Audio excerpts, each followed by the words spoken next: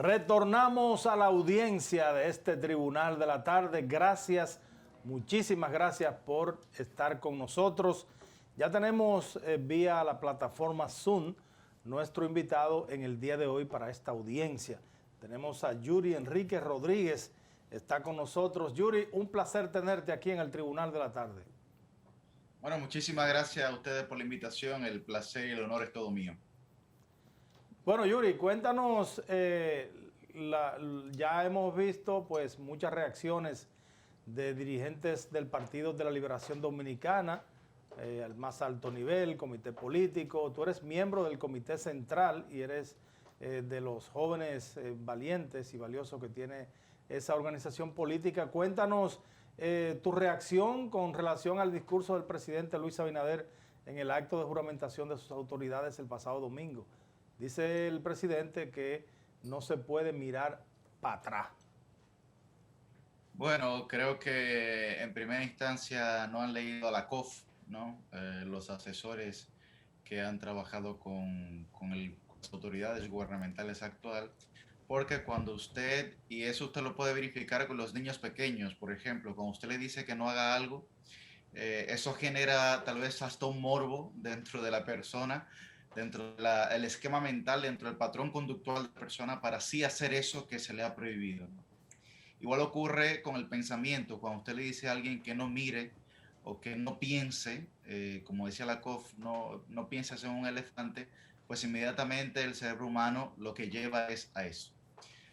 Creo que el pasado es un invasor del presente y a veces cuando el presente se vuelve muy escéptico, entonces rara vez mira hacia adelante. Y se puede volver escéptico tomando en cuenta las condiciones de crisis actuales que vive la República Dominicana, por lo que la inobservancia, digamos, que es lo que me parece a mí que fue una inobservancia, de acudir a tiempos pretéritos, es decir, de acudir al pasado, enseña lo posible de asir, lo tangible, lo material, la obra pasada, versus lo inasible, lo que no se puede agarrar, lo que no se puede ver, lo que se queda en temas enunciativos. Por lo que creo que fue una inobservancia que no debió haberse cometido dentro de la línea discursiva y narrativa que se proyectó en esa actividad del pasado domingo. Otra de las expresiones reiteradas por el presidente de la República, dirigida hacia la oposición, es que se dediquen a hacerle aportes al gobierno, aportar a las ideas, a las propuestas, sino que se aparten, Yuri. Es decir, es como una insinuación de que la oposición solo se ha mantenido criticando las acciones y no proponiendo. En el caso del Partido de la Liberación Dominicana, las críticas siempre van acompañadas de proposiciones. De hecho, el vicepresidente del partido, Juan Ariel Jiménez, fue tan propositivo que lo dejó inscrito, verificado dentro de varios artículos de opinión en periódicos de circulación nacional. Pero al igual lo ha hecho el secretario de Asuntos Económicos del partido, Guarocuya Félix, tomando en cuenta la situación económica compleja que vive la República Dominicana.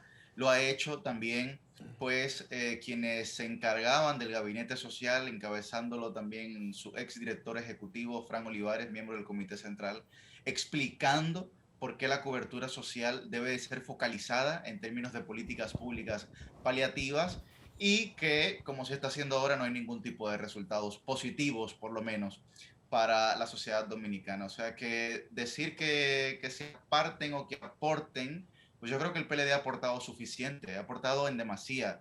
Que se aparten tal vez es un deseo para que puedan, digamos, recorrer el camino mucho más libre hacia la reelección, pero fuera de eso, no es cierto que el Partido de Liberación Dominicana en su crítica no ha aportado, sino que ha sido todo lo contrario.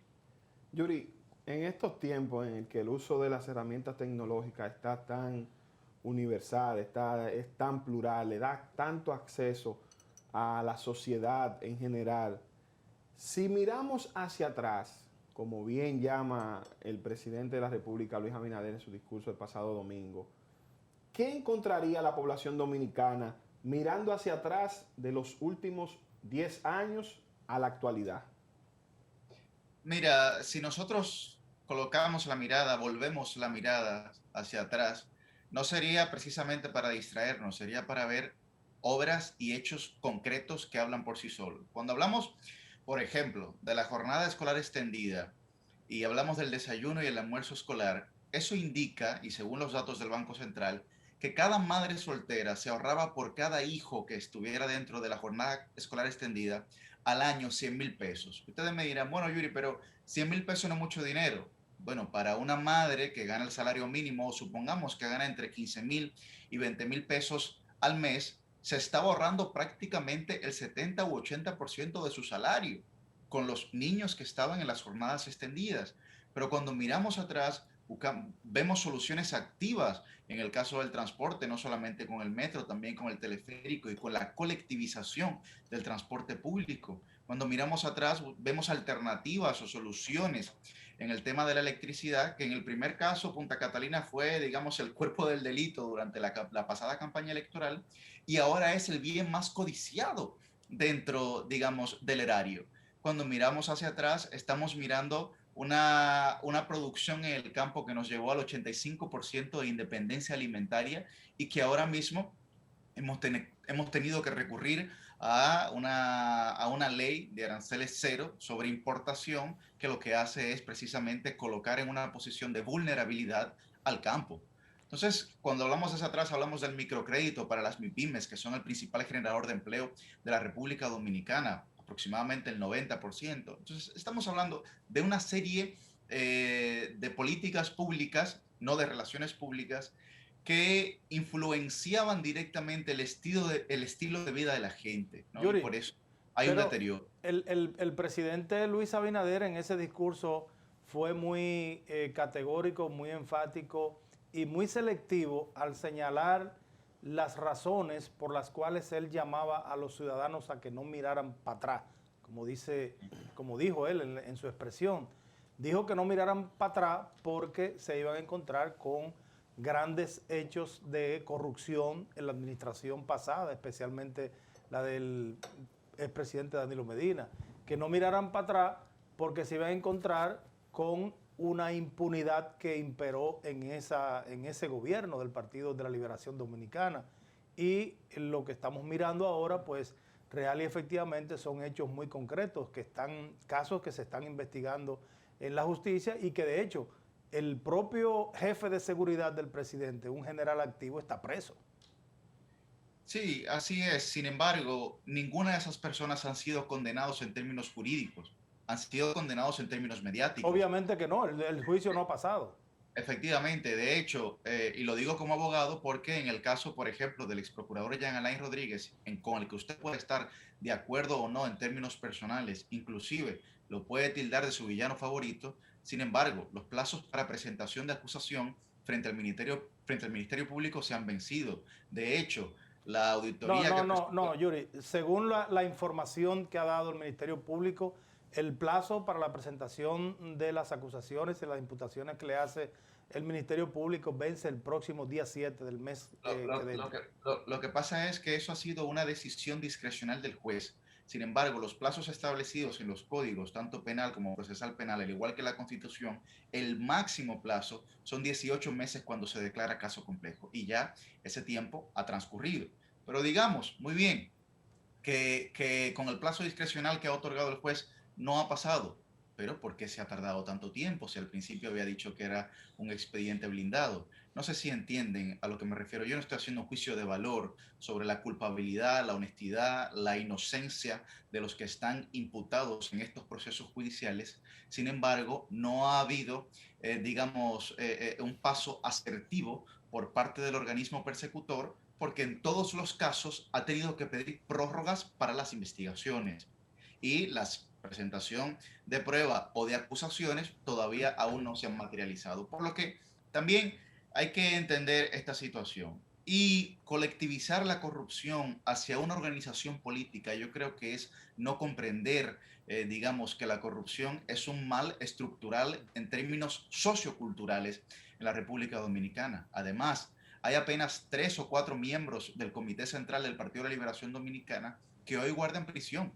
Y somos 1.246 miembros. Eso quiere decir que menos del 0.05% están siendo sometidos por casos de corrupción. Eso no es en ningún sentido representativo de la colectividad del principal organismo de un partido político. Es verdad que se cometieron errores, es verdad que hubo funcionarios que no actuaron con la mayor decencia posible. Sin embargo, fue la muy pequeña minoría. Y yo creo que eso es lo que tenemos que tener siempre presente. Bueno, Que pasan. la minoría es la que se está investigando, pero si nos vamos a eso y sin emitir ningún tipo de juicio de valor, pues no menos cierto es que hay muchos exfuncionarios del gobierno del Partido de la Liberación Dominicana que su riqueza visiblemente a la luz del día no pueden ser justificadas. Bueno, pues entonces eso ya sería una opinión, una percepción, una subjetividad en la que pudiéramos caer todos nosotros y que tendría que valorarse en los términos jurídicos, porque fuera de ahí mi razonamiento sobre esa materia sería especulativo. Yuri, sabemos, ¿verdad?, tu condición de coordinador de la juventud del proyecto Margarita, que recientemente pues estuvo una actividad dirigida hacia el magisterio.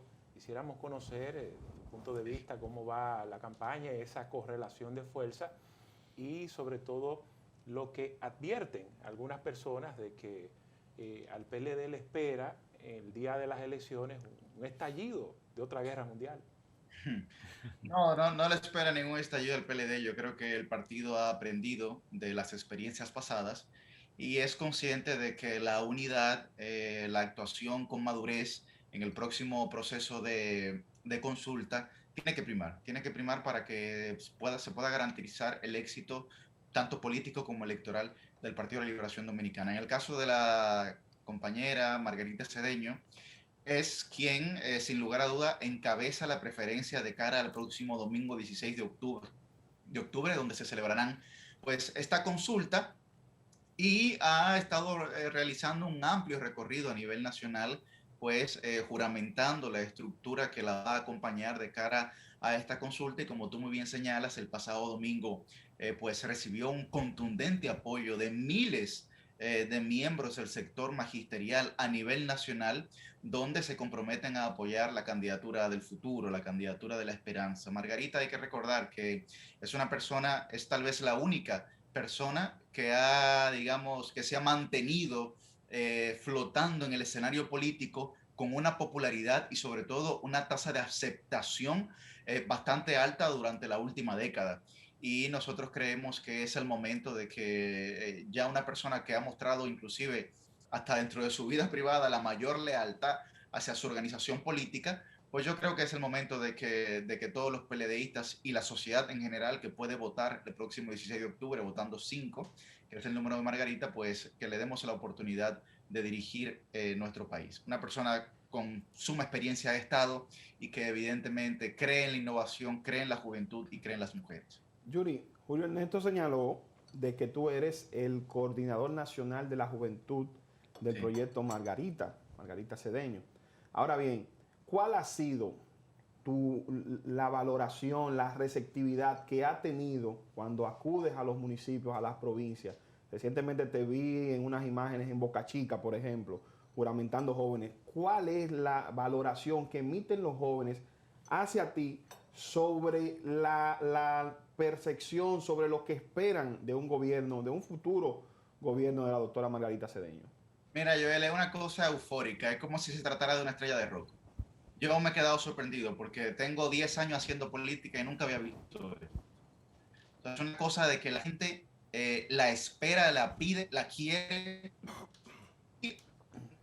El mayor retrato de esa realidad es que la mayoría de los dirigentes en las provincias que están apoyando a Margarita son las estructuras juveniles. Por ejemplo, como tú me señalas, tuvimos en Boca Chica, tuvimos también en Asua el fin de semana pasado, mientras la candidata estaba en Valverde, el Frente Nacional de Juventud estaba en Asua. Y el equipo que coordina la provincia de Asua, que hay que recordar que es una de las provincias en términos territoriales más grandes del país, es completamente joven. Pero así pasa en la mayoría de las provincias de todo nuestro país. ¿Y por qué eso es de suma importancia? Porque actualmente el 43% del electorado dominicano es joven. Pero para el año 2024 tendremos 800,000 nuevos votantes. Eso significa que de la matrícula electoral se va a incrementar o se va a adherir más bien un 10%, lo que va a llevar a la juventud aproximadamente un 53%. Cuando lo sumamos con las mujeres, estaríamos hablando de un 65%. Y lo que esto significa es que Margarita, donde tiene una mayor popularidad, donde tiene una mayor aceptación, es precisamente en el sector juvenil y en el sector mujer, lo que evidentemente garantizaría una posible victoria, inclusive en primera vuelta de Margarita Cedeño. Cuando tú hablas del proceso de elección a lo interno del Partido de la Liberación Dominicana, te refieres a una consulta. Dentro del proceso legal no está la palabra consulta, sino que hay primarias abiertas, primarias cerradas, hay elecciones vía encuestas. Pudiésemos decir que pudiera ser la encuesta la vía para seleccionar el candidato o la candidata, o va a haber unas primarias abiertas o cerradas definitivamente. ¿No se ha discutido esa posibilidad? Sí, no, la ley de régimen electoral le permite a los partidos hacer consultas ciudadanas. Sí, encuestas. Consultas ciudadanas abiertas en diversos sentidos de, por ejemplo, cómo entiende que está la situación de salud, o cómo entiende que está la situación de seguridad, o cómo entiende que está la situación de la educación. Pues es básicamente eso lo que el PLD va a hacer, que la gente valore con su simpatía los aspirantes que tiene el PLD a la candidatura presidencial, y que posteriormente, en el año 2023, pues entonces a través de una convención de delegados que es hecha tanto por el Comité Central y en ocasiones junto con los presidentes del Comité Intermedio del PLD, pues ahí entonces se ratificará la decisión, digamos, popular, en sentido popular, que se realizará el próximo 17 de octubre. Pero como tú bien señalas, no es una encuesta per se, decir, bueno, vamos a buscar 5 o 6 firmas encuestadoras y que decidan o que basado en eso tomemos la decisión. No, será, digamos, con la movilización social representada en la simpatía de esa consulta, donde el que reciba la mayor cantidad, digamos, de simpatizantes, pues será quien ostente la posibilidad de ser ratificado el próximo 2023 como la candidata oficial del Partido de la Liberación Dominicana. Yuri, mi pregunta final va en torno a una realidad que de seguro has escuchado más a menudo ahora con tus responsabilidades en el proyecto de Margarita. Sí. Es algo que, ¿verdad?, nosotros lo llevamos histórico y culturalmente hablando, y es el tema del machismo, de que es muy difícil aceptar en términos electorales a una mujer dirigiendo el país. En este caso feminismo, porque las mujeres son las primeras que dicen que... Correcto, entonces ven en Margarita ese handicap, es decir, esa debilidad de que nosotros somos un país que todavía no está preparado para aceptar una mujer como mandataria. Tú sabes que eso responde a una línea discursiva que se ha querido instalar para generar, digamos, menos aceptación hacia Margarita. ¿Y por qué te digo eso? Porque esa línea discursiva es subjetiva. Porque luego lo que muestran los procedimientos científicos, que son las encuestas, que son datos científicos, es que, por el contrario, Margarita, dentro de los aspirantes del PLD, es la persona que inclusive supera en aceptación los números del propio partido, los números de la organización, y que su contrincante más cercano, ella lo duplica, tiene más puntos que el doble de lo que de ese aspirante. ¿Y hay encuesta en ese sentido? ¿Ustedes la tienen? Sí, efectivamente. Entonces, por eso yo le digo a ustedes, Margarita es la preferida entre la juventud y las mujeres, definitivamente. Y los hombres también, que son las cabezas de hogar, pues han manifestado en todos los recorridos que nosotros hacemos, y yo los invito, si quieren ir algún día a alguno de esos recorridos, para que ustedes entiendan cuál es la realidad. Cuando nosotros vamos en esos recorridos, Margarita baja el cristal del vehículo en el que anda, por ejemplo, y las mujeres salen de las casas a vociferarle y a tirarles besos, porque es Margarita que anda ahí. O sea, es un nivel también de reconocimiento, porque miren qué pasa. El PLD se va a enfrentar a 2 candidaturas acabadas, en el sentido, 2 candidaturas maduras, me refiero, que son el presidente Luis Abinader y el presidente Leonel Fernández.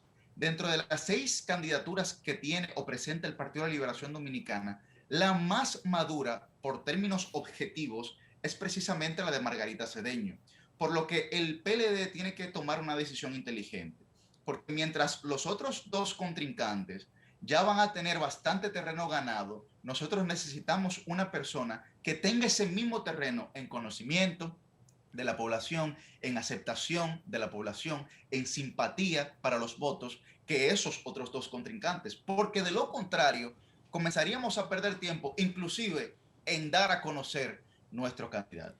¿Quieres Eso nos colocaría en una posición de desventaja. ¿Quieres decir finalmente entonces que en el caso específico de Abel Martínez, de Domínguez Brito y Karen Ricardo, bueno, otros candidatos no son conocidos en el país? No especifiqué ni hablo de forma particular, sino en términos genéricos, porque hay que recordar que Margarita Cedeño fue 2 veces vicepresidenta de la República, sí, y 2 veces primera dama, lo que le ofrecía a ella un espectro de radio de actuación y sobre todo de verse, de exposición frente a la sociedad, que permite que de cada 10 dominicanos, 9 sepan quién es Margarita. Y esa es la realidad. Bien. Yuri, muchísimas gracias por estar con nosotros. Nos vemos en una próxima oportunidad. Gracias a ustedes. Bueno, y como siempre, a nuestra teleaudiencia, gracias por la amabilidad de su sintonía. Por hoy nos despedimos, extendiendo la invitación a mañana, en otra entrega de 5 a 6 por Telefuturo Canal 23. Bye bye.